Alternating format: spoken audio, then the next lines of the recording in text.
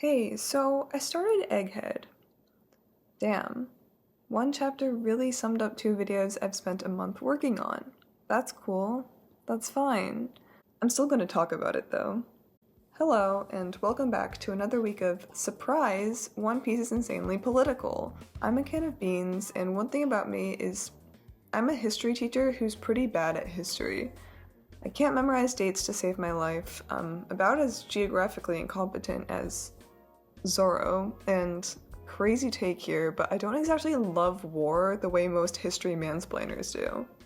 But history is a lot more than a series of facts and statistics. It's a specific type of knowledge that, at its best, is able to let us see our current world with deeper nuance, and at its worst, manipulates truth to serve specific narratives. And that's what I find so fascinating about history. But first, let's just talk about One Piece for a second. In my first video, I said that Robin specifically as a fictional archaeologist interests me because where I love to focus my study of anthropology is in stories. Forms of storytelling found in media are a personally captivating site of study for me because of what the very act of consuming and telling stories informs us about how knowledge is being constructed and produced. Stories are what allow us to make sense of the world. This can look like anything from a creation myth, to the Bible, to a children's movie, to a history textbook, to a sitcom, to a newspaper, to a YouTube video, to, of course, One Piece. And I know that One Piece is very aware of that, because what did Buggy say in the first episode of the second season of Netflix's live-action One Piece adaptation? Don't you understand the lesson yet, kid? The most powerful thing in the world isn't a weapon or a devil fruit or even a dream. It's a story. It's a what? Story. A story. And this is an incredibly interesting and telling statement for Buggy to make. Also, to address the elephant in the room, yes, I've seen the live action, and yes, I have thoughts on it, and yes, I watched it before being caught up on the manga. It is what it is. But anyway, Buggy's statement in One Piece live action is revealing because what is his character in the source material known for doing? Of course, he's known for failing upwards. And how does that happen? Because what people believe of him is based on an incredibly exaggerated and misrepresented story of his experiences that place him at the center as the mastermind. It's not exactly accurate to say that Buggy is a liar. In fact, what he and Alvida accused Luffy of doing in this scene is not inaccurate, simply twisted and exaggerated. Buggy says a story and not a lie because while they're not mutually exclusive, more like a Venn diagram, stories are much more complicated than lies. This may seem like an overanalysis of one word choice, but I do find it valuable because One Piece has always had a recurring pattern of interrogating the act of lying. The act of lying and its motivations and effects on others is incredibly important in One Piece if we think about the kind of person Luffy is, if we think about Usopp, if we think about damn near every villain from Kuro to Doflamingo to the Marines themselves. And if we think about why every lie is told, we are led back to what? A story. Story. Lies are often told to serve stories. And what do stories serve? Stories are constructed to tell us how to perceive something, whether that be the storyteller or someone else or something else. Take Usopp and how we are introduced to him at Syrup Village.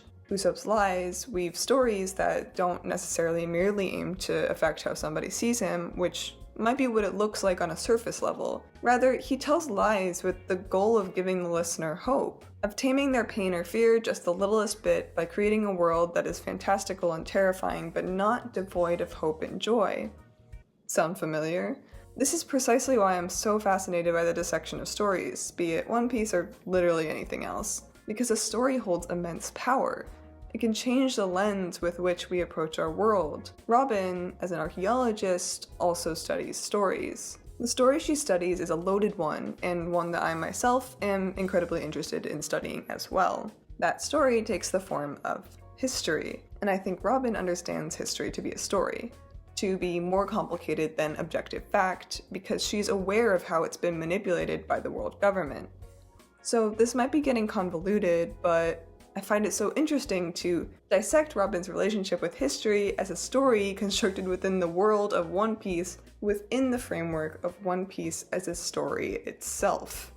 A story that you and I are consumers of. There are many reasons why I wanted to talk about One Piece's construction of history for my second video, a topic that happens to be very central to one of my favorite One Piece characters, Nico Robin, who I sort of centered in my first video but accidentally talked for 5 years about the mummy. So, if you haven't seen the first one, I had initially planned to make one big chunky video smushing together One Piece's construction of history and understanding Nico Robin as an archaeologist, but that would have been hell for both me and you, so I decided to separate it into two parts that are watchable in isolation, but there will inevitably be a little overlap. If you did not watch my first video, I should also give a little disclaimer that this video will not cover absolutely everything that it probably could, because I must admit to the crime of giving my 2 cents on something that I am not as knowledgeable about as many others probably are. In other words, I am not entirely caught up with One Piece. If you're new here, please hear me out.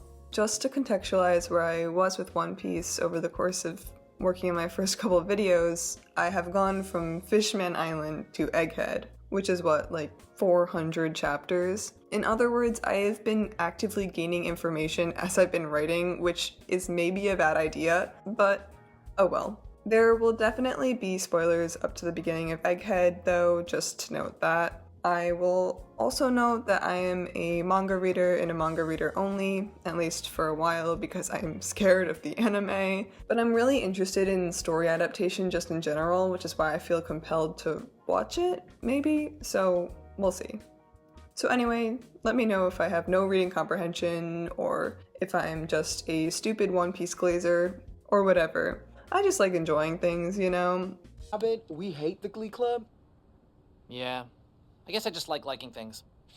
So anyway, in my first video, I talked a bit about what the role of a fictional archaeologist has been in media, and how they inform us, the reader, the audience, of how we're supposed to treat the past, by looking at specific characters who studied the past.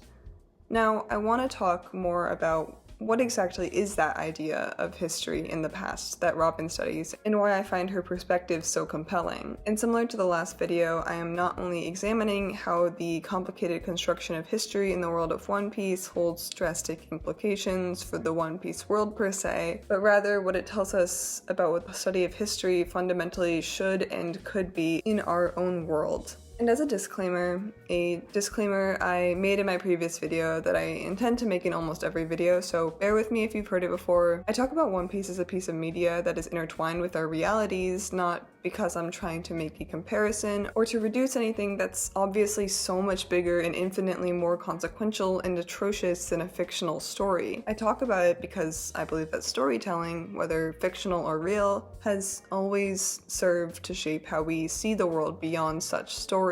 A story we read, whether it's a history textbook or One Piece, is never isolated. There is so much value in looking deeper into the stories and characters we love and questioning why we love them and what we can learn from them. The world of One Piece is incredibly complicated, and it would be negligent to assume that such an impactful piece of media would not affect how we understand and criticize what happens in our own realities, whether or not we realize how it affects us. So, history as a story.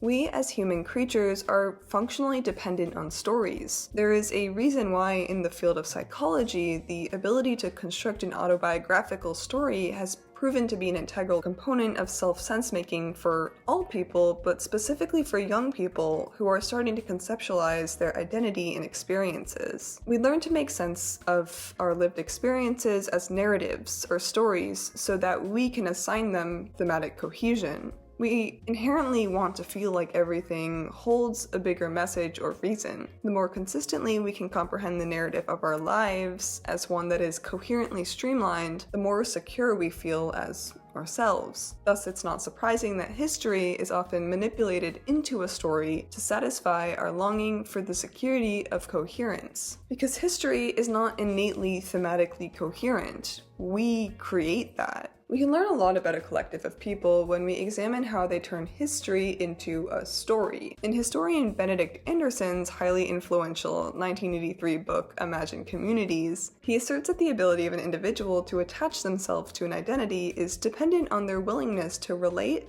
empathize, and feel pride in their imagined community. How history is remembered or reconstructed over time directly speaks to the structural ideologies that retain control over our abilities to mentally construct the world we live in. And if we know to look for it, we can see power located in the knowledge that is selectively reproduced or visible in the institutions and forms of media that impact our worldviews. Systematic manipulations of history have direct control over how a population of people will perceive their own group or nation, and how they perceive others. Notably, censorship has historically been used if allowing the memory of an event or individual to be widely recognized would shine an unfavorable light upon a nation, system, or collective. We also have what we might be familiar with as more contemporary, quote-unquote, revisionist history movements, which are efforts to literally change what is preserved as history, typically for the purpose of erasing or justifying histories of violence, oppression, and/or privilege. To use an example, Japanese historian Saburo Yanaga in 1993 and Japanese feminist anthropologist Tonomi Yamaguchi in 2020 have documented in their own articles at their respective different points in history how Japanese public and educational media has been utilized to avoid measures of accountability for wartime violence and sexual slavery during the Second World War, with heavy censorship used in the 90s, moving to revisionist history in our current day. I do want to note that it is actually entirely a coincidence that this historical example I used is centered on Japanese media, because it actually comes from some rabbit holes that I went down after watching the 2016 documentary film The Apology a few years ago. Though I do believe One Piece makes many statements about propaganda and censorship that I find really interesting to explore, I'm not using these research examples to try to insinuate that Oda is specifically making commentary specifically about Japanese military propaganda and censorship through One Piece, because I'm not exactly trying to decipher Oda's exact motivations as much as it is me trying to dissect what we as readers are able to learn from the media we consume. I hope this makes sense, because although author intentions and reader interpretations are undeniably always deeply interconnected, it is a distinction. I should also note that just because the research I mentioned was Japanese, this does not mean that every single nation, including mine and yours, has not also made efforts to hide or manipulate history, because every single one has. If you grew up in the US like I did, you're probably familiar with how US history curriculum romanticizes colonialism and sugarcoats slavery for the purpose of maintaining mythologies that glorify the white explorers and founding fathers who perpetuated such oppression. You might have heard of the idea of lost cause mythology, which is the myth maintained in many tellings of history that the American Civil War was started over the Confederacy's fight for states' rights and almost entirely erases the heavy weight of slavery so as to effectively avoid acknowledging slavery as a problem in the first place. History actively impacts how we identify with our own nations and communities, so the efforts to control it are often deeply embedded in our education and our media. If you see me reusing this panel a million times, it's because as a can of beans who studies and teaches history, this is maybe the funniest and most relatable thing I've read in One Piece. Because yeah, you just decide, hey, maybe I want to learn about history. That might be fun and interesting. And then next thing you know, you realize how much of it is censored, heavily manipulated, or otherwise buried by horrible, powerful structures, or people, or giant cannibalistic women. Okay, I'm getting sidetracked. So, I'm going to talk more explicitly about One Piece now. There are a few quotes and moments that stick out to my mind personally when it comes to the topic of history as a construct. 1. We have this Robin quote from Skypiea: "Fools who don't respect the past are doomed to repeat it." 2. We have the entire Buster Call in Ohara and the many attempts on Robin's life by the Marines because of her and the scholars of Ohara's commitment to remembering, preserving, and uncovering history. 3. We actually have Doflamingo's monologue from Marineford, in which he says, "Are pirates the bad guys? Is the Navy the good guys? Things like that change with the seasons. Kids who've never seen peace and kids who've never known war have completely different ideas of right and wrong. It's the job of those at the top to decide what's good and what's evil. Right now, it could go either way. Justice will prevail? Of course it will, because the side of justice will be whichever side wins. The first two moments I mentioned are actually what prompted me to make this video, as Robin's character is so explicitly, deeply entangled in a complex relationship with history itself. But I can't not also bring attention to Doflamingo's speech because it is admittedly incredibly poignant. And also, I love Dressrosa because I'm a manga reader and not an anime watcher. And I am also personally of the belief that Doflamingo is the best written villain in One Piece, so maybe I just want to talk about it. So I'll talk about that first. So, Don Quixote Doflamingo. What do we know about this scummy 10-foot-tall middle-aged man? Well, for starters, we know that he's horrendously, insanely powerful. Powerful on a level that some may even compare to holiness. We also know that his devil fruit allows him to turn human beings into his marionettes against their will. We also know that he understands much of his rule over Dressrosa to be dependent on the people seeing him as a hero, and despising their disgraced king, Riku, as evidenced by the fact that he goes all time to murder on the entire nation once they discover the reality of his atrocious actions. Lastly, we also see that Robin is immediately unable to let go of how horrible he is once she is informed of the history of Doflamingo's rule in Dressrosa. All of this information, all of which we get after his Marineford monologue, allows us to better understand this monologue, and to better understand how Doflamingo is positioned in history and his perspective on justice. Doflamingo understands that history is fundamentally a story. Thus, he understands that the highest form of power is the ability to control a story, because to control a story is to control truth itself. For the people of Dressrosa, their ability to celebrate and hold pride in Doflamingo's domination is fundamentally rooted in a contorted idea of truth. Not only did Doflamingo construct a narrative that would destroy their king's image and uplift him as a hero, but he also literally erased memories by using Sugar's ability to turn dissenting and otherwise outcast citizens into toys that he enslaved. He controls the world around him by manipulating the story that surrounds it, and creates a world that looks perfect but lacks depth, because such depth has been strategically carved out and erased. He's a player of cards that is missing the heart. Literally. Going back to Marineford, we now question why he speaks of justice. Why justice, specifically? Why is victory and strength alone not enough? Why do high-ranking Marines have the word justice written on the backs of their coats? Well, who decides what justice is? Obviously, Doflamingo says that justice will always remain with the victors. He's not wrong, but it is a bit more complicated than that. Victory remains undebated, but justice is in the eye of the beholder. Justice is a characteristic that is determined not by those who enact it, but by the people. To control the eye of the beholder lies in the narratives constructed by those with the power to do so. What justice is can be contested if the narrative surrounding it allows for contestation. What a war's victor holds is not indisputably justice, but power. Power that allows him to control the narrative, to control the press, the media, the story that is distributed. And in turn, they can control the perspective of people at large. If anyone walked into a community and started killing innocent people,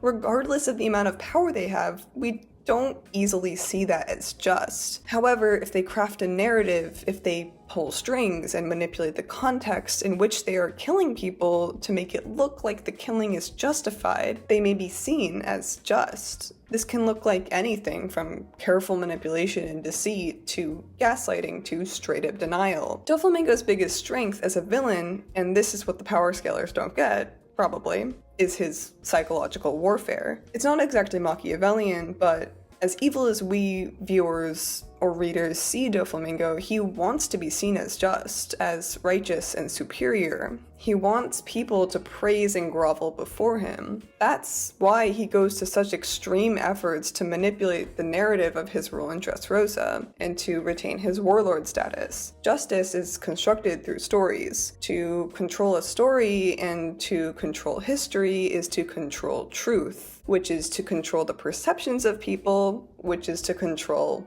justice. And that is at the non-existent heart of Doflamingo's character, as it is at the heart of, as I noted earlier, almost every villain in One Piece. There's a lot more I could say about the Marines specifically, but that would probably deserve its own video. So why does Robin immediately hate Doflamingo?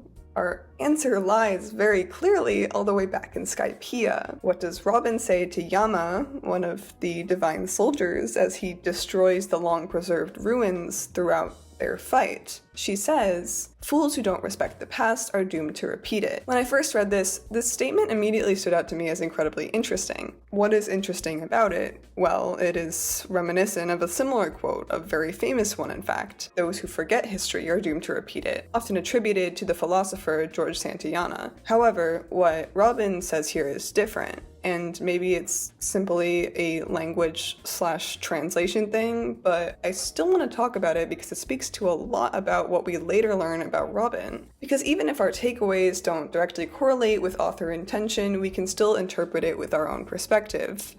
Anyway, disrespect. Disrespect is much more complicated of an implication than mere forgetfulness. And Robin would know this because the world government's eradication of the past is strategic, violent, purposeful, and powerful. To be forgetful is simply too easy. If you're American, you might have heard the term the United States of Amnesia before. Such a phrase is most often used to imply that our nationally collective failure to retain memory of our own history is what drives our present ignorance, and what allows horrible and oppressive actions and events to be repeated. But forgetfulness and erasure is only a fraction of what it means to not respect the past. Forgetfulness and erasure are folded into a much more layered, complex narrative of manipulation, in which the past is seized and molded to fit the narrative of those with power, so that they may maintain that their power is justified without contestation. Forgetting the past is what happens to those who are powerless, to those who are subjected to the mutilations of history and are only able to see what is selectively presented to them. Disrespect is the work of systems of control and power. The abuse of power to manipulate history isn't exactly subtle in One Piece. There is literally a 100-year void in the history of their world that literally nobody who's presumably at the very highest form of power fully understands. Well, not nobody, but nearly. The world government, the highest form of power in the world of One Piece, perpetuates the idea that it is possible to rewrite the past by literally cutting out what is distasteful, or at least what I suppose is distasteful, because currently I don't know what they don't want us to know. Maybe you know, maybe I'm totally wrong, maybe studying the Void Century actually contains information that makes the world government look super awesome, but I highly doubt that's the case. Anyway, a community whose integrity is dependent on insisting its righteousness and dissociating from what undermines those claims to righteousness erodes its own identity by attaching a collective sense of self to a myth of their own history that is not real. The world of One Piece is frankly a hot mess. The average person doesn't trust pirates, but they don't exactly fully trust the Marines. I feel like the reason why Luffy is so easily able to win the trust of entire populations despite never making exhaustive efforts to be liked is, well, it's exactly that. Because he's chronically honest in a way that almost nobody in power ever is. Civilians are perpetually lied to, fed illusions, raised on falsified or empty ideas and beliefs, and basically living in a constant fear due to how easily leadership is destabilized and reality is rewritten. And I would argue that their inability to securely grasp an understanding of their present realities is, at least in part, a product of their being deprived of the workings of the past, because they don't totally know how their world came to be. They don't know whose intentions work for or against them because they're so deeply hidden. And such deprivation of knowledge is what the world government thrives on. They're dependent on the ignorance of, well, everyone. Gatekeeping information has long been a tactic to maintain oppressive power dynamics, not just in One Piece, but also in our world. The accessibility of knowledge is the death of exclusivity and inequality, and those who benefit will never have that. Now, just to touch briefly on Ohara, I'm not going to talk exactly about the purpose of studying history and why the world government didn't like that because, well, I kind of already did. I don't want to be redundant, but it would also be negligent not to mention O'Hara. The Buster Call in O'Hara is an almost entirely successful attempt by the world government to eradicate a population of individuals whose knowledge of history threatened the exclusivity and justification of their power. The ability to execute a Buster Call is a manifestation of the belief that it is possible to literally change history if you have enough power to destroy or erase it. We know that the world government certainly has that power. They maintain their innocence, their badge of justice, by controlling what is allowed to be seen and produced as knowledge in history. Now, Robin hates people who disrespect the past, so why was she drawn to Luffy, the kid who has said verbatim, "I don't care about the past"? The weirdo who falls asleep every time someone trauma dumps their entire life story and entire history of the island to him. Why was it him she allowed herself to trust and be herself with when her life was on the line at Eni's lobby? Well, that's a complicated answer that would require another 20 minutes, and I know that because I actually did unintentionally go on that tangent when I was drafting this and then cut it out because I didn't want to lose you. Okay,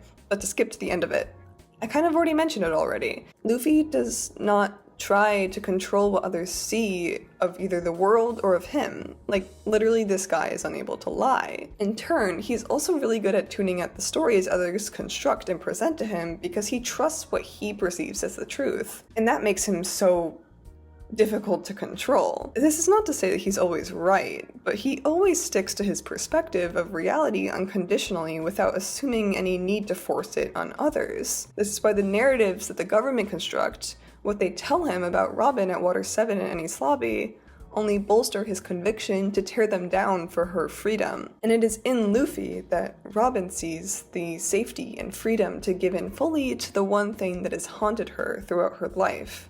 That was the very reason why she was being led to her death in that exact moment in which she admits that she wants to live. The truth. Luffy's commitment to Robin, in spite of the stories he had heard of her, in spite of the repeated warnings against helping her, forced Robin to recognize that Luffy is someone with whom she can pursue her dreams and ambitions of learning the truth of the world and of history. She had hidden such a goal throughout her life out of fear of being violently struck down for it. She was villainized and targeted for pursuing the truth, and her gut-wrenching honesty in her confession at Eni's lobby is a moment in which she allows herself to be free from the lies and myths woven about her and about the world, in which she realizes that she can follow her dream as herself, not as the villain or demon she was forced to be, in which she regains a voice in her own story which has so long been dictated by others. Obviously I like Robin a lot, which is why I kind of made 2 videos that stem off of her. I've grown so attached to One Piece, largely because it is so refreshing to see how this crazy story with such a grip on mainstream and global media has a way of challenging not only our understandings of power and oppression throughout history, but also how history and stories are fundamentally constructed and controlled. Whether or not most One Piece fans view One Piece with that perspective is a completely different question. I'm just here to put my point of view out into the world because I'm not super deep into One Piece fan culture. I've been avoiding it until I'm caught up, but this semi-anthropological and analytical lens I have is one I don't really ever see when it comes to One Piece, which is actually really surprising to me because of how layered this story is and how stupidly popular it is. There are so many more things I want to explore about this bizarre and fantastic world, and I'm just so excited to keep doing this. Please let me know your thoughts, and if you're still here, my next video will be about the geopolitical implications of white lead disease. So feel free to stick around and subscribe if you love talking about Law's trauma, I guess. Until then, thanks so much for watching. This is really fun, and I look forward to talking more about the things I find cool and fun and interesting. Okay, bye.